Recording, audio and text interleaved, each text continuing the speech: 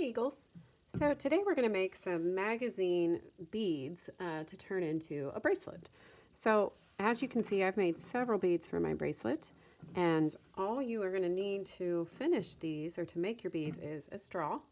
You're going to need to cut some magazines, or I didn't even use magazines. Like, you can also use like junk mail, just whatever you can find that's that magazine kind of texture, into strips. I usually do about a 1-inch strip. You can make it skinnier if you want skinnier beads. This is going to give you about a 1-inch strip, or a little thicker if you want some bigger, fatter beads. And try to pick ones that have colors you like. So as you notice, I found some black, some teal, and this kind of burgundy maroon color. Other things you're going to need are either a pipe cleaner or some yarn to tie your bracelet together at the end. So let's get started.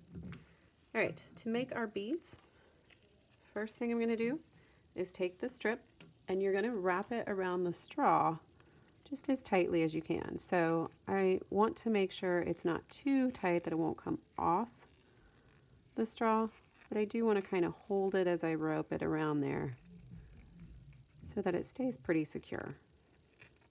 It's okay if it kind of starts to do this number where it kind of goes out from where you started. That just makes your bead look a little more interesting.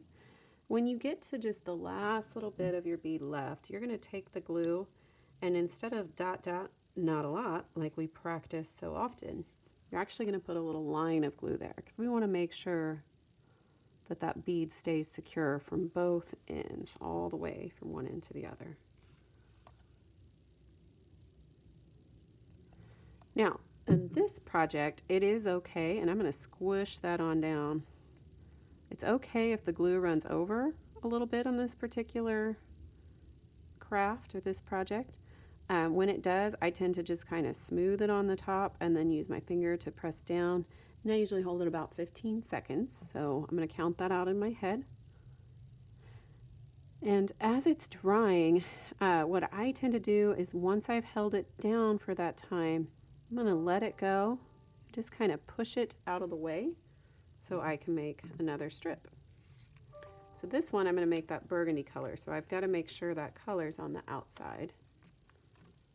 And once again, I'm going to take it, use my finger to kind of push that down, and then start wrapping it around the straw. And the reason I leave them on there for a little bit is just to make sure they're really nice and dry before I pull them off the straw, so that they don't lose their shape. Okay, once again, when it gets to the edge, I'm going to add a line of glue.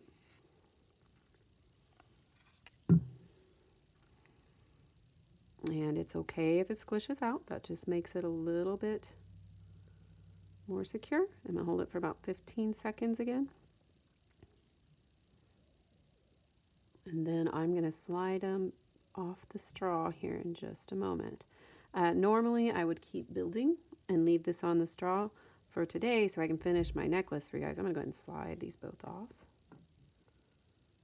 like so.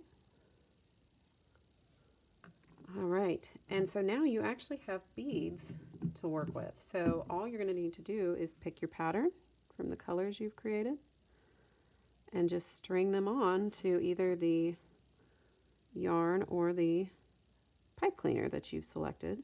I suppose wire would work as well if you wanted to do like a wire bracelet.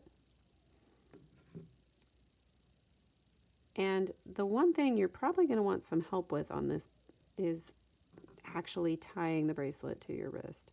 Trust me, it's a little difficult to tie it yourself. So make sure you leave just a little space on either end to tie it off. You can also use this for a necklace. Necklaces look pretty cool. Anklets, anything of that nature. So there you have it. There's my bracelet. And I would probably have a friend help, or mom, dad, sister, brother, somebody help you get that tied off. There you go. And I think I can actually make that fit on my wrist. We shall see real quick. Not quite, but there's my bracelet finished up. Okay guys, have fun.